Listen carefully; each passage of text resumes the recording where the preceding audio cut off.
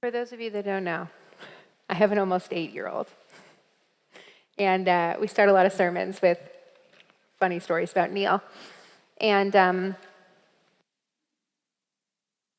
today is no different because Neil is away at Schwader, our sleepaway camp. He has made it for a full 10 days, which means that I have not seen him in 10 days, which is very weird and delightful, but I miss him.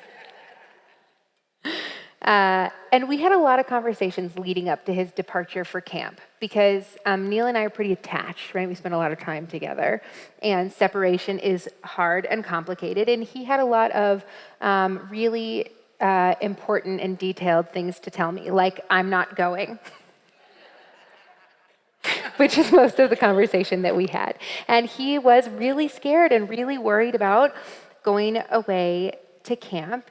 And for the couple of days, especially, he left on a Tuesday. And so by the time we hit Saturday, he really was like pretty worried about what was going to happen. And one of the things that is really complicated about, I don't know, being a human, but also being a parent that nobody warns you about is that you have to keep answering their questions regardless of how many times you've answered them.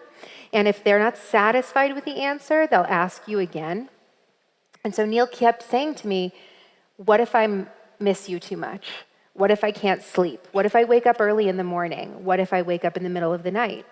What if, I don't know, every other what if that we could have possibly talked about. And one of the hard things about these conversations is that you can't, they know if you're avoiding the question. These children, they're very smart. And so, right, if he says, what if I'm miserable? And I say, you're not going to be miserable, that doesn't help. It didn't answer the question. So we really have to engage the conversation. What if I'm miserable? Well, what do you do when you feel sad? What do you do? And we went down these over and over and over, and he kept bringing this stuff up. And I just kept thinking, I wish I had a minute to like back away from him and think about what I want to say. And think about what I actually want him to hear from me in this moment. But I can't because I'm trapped in the conversation at every moment that we're having. And so I just keep giving him the best response that I can think of, but I haven't done the thing where you like step back and then you find the people that you trust and you play out the scenario and you figure out what you actually want to say. I so desperately wished over and over that I had a minute to think. Because it turns out that while he is thriving and did a fully choreographed dance to I Want It That Way the other night during a lip sync battle, so I think he's like made it at camp. One of my spies sent it to me. And I know that he is doing well and having fun. The first couple of days were really hard, and I think some of that was my fault. I think I said things that he got stuck in his head that I wish I hadn't said, because then I had to I'm not there to unsay them. This week's Torah portion is called Matot-Masei, and it's the very end of the book of Numbers, and there's a whole lot of things that happen in this week's Torah portion. It's a double portion, Matot-Masei, and we know that happens when we have to squeeze in the Torah portions, right? And we could talk about a million things that happen in this Torah portion. There's a lot of land that gets distributed. There's a lot of rules that happen. There's like this amazing part of the Torah portion this week, which talks about what happens if you accidentally murder someone, which I know is like a real deep and intense conversation, but there are pieces of society in place to take care of people who do hard things by accident. And there's this amazing part of the Torah portion that also happens where these women, the daughters of a guy named Slafchad, are given the right to inherit property, which is enormous in how we understand the rights of women in Torah. But there's one piece that stuck out to me at the very beginning of Matot. One of the very first things that we get is the question of nullifying vows. What happens if somebody makes a vow and it needs to be nullified? And actually, it's not what happens if somebody makes a vow. It's what happens if a woman makes a vow. And there's this crazy rule in our Torah that says that a woman's vows can be nullified by her husband. Right? I know. So we push back on Torah all the time. Things strike us or rub us the wrong way or sit with us and we're like, what do you make of that? Okay. So here's the thing, is that this is a real thing that exists in Torah. If a woman makes a vow and the husband, I think, or the father, whoever is sort of like the man figure in her life is allowed to nullify that vow, but only if he hears it and nullifies it that same day. If he waits until the next day, he loses the right to nullify the vow. And we could spend a lot of time talking about why he gets to nullify the vow, but we're not going to talk about that today. That's for, another year when we're feeling like that's the moment to talk about it. And we know that Torah is complicated. This was a long time ago, and we get to wrestle with that. And what sits with me this year is not that he gets to nullify her vow. It's that he only has 24 hours to do it.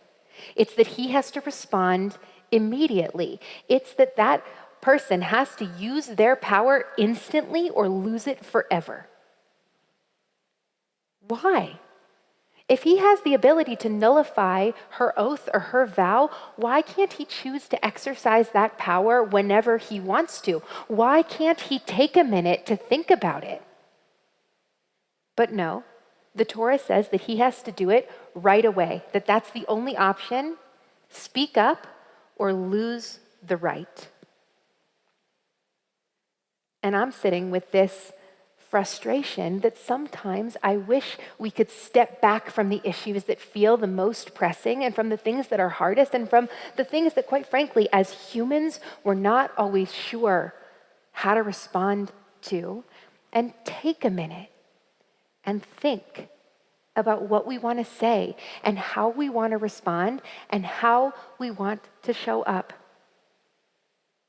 And I'll be honest, the Talmud says, when the Talmud talks about this one day rule for the person to nullify the other person's vow, what the Talmud says is that silence is like assent, right?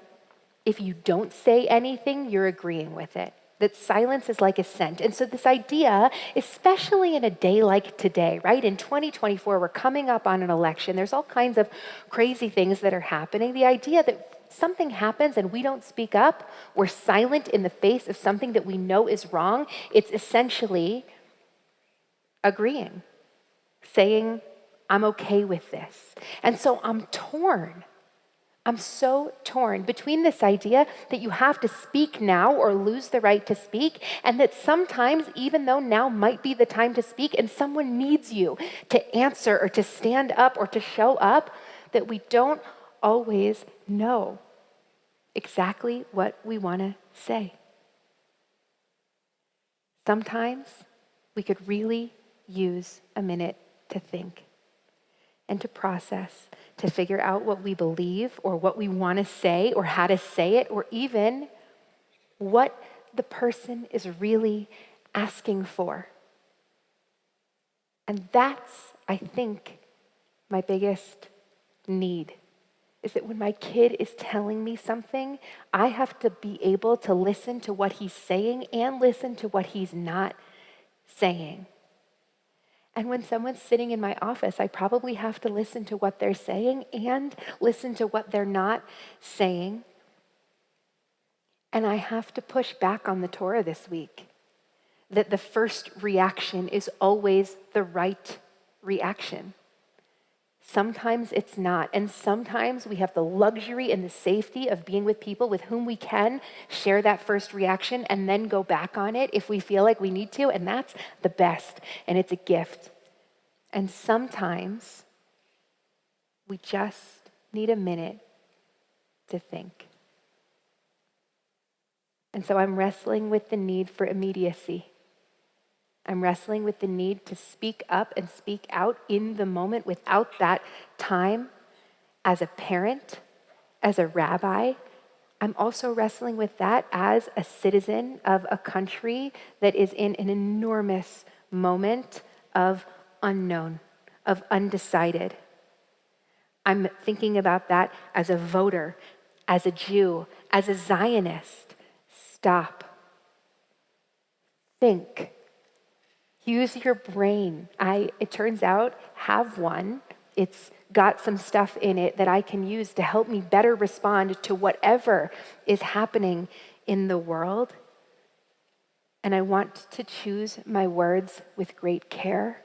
And I want to choose my words with love. And so while this week the Torah is telling us that there are moments in which our first reaction has to be our only reaction, I push back. And I wish for all of us the time and the space and the wisdom and the trusted listeners to be able to take a minute to think and to respond to the people around you, those that you love and those that you don't, those with whom you agree and those with whom you don't agree, those you understand and those that you do not understand, and even your precious loved ones and tiny children who ask you impossible questions, that you take the time, that you get the time to think and to respond with care and love whenever the moment is right. Shabbat shalom.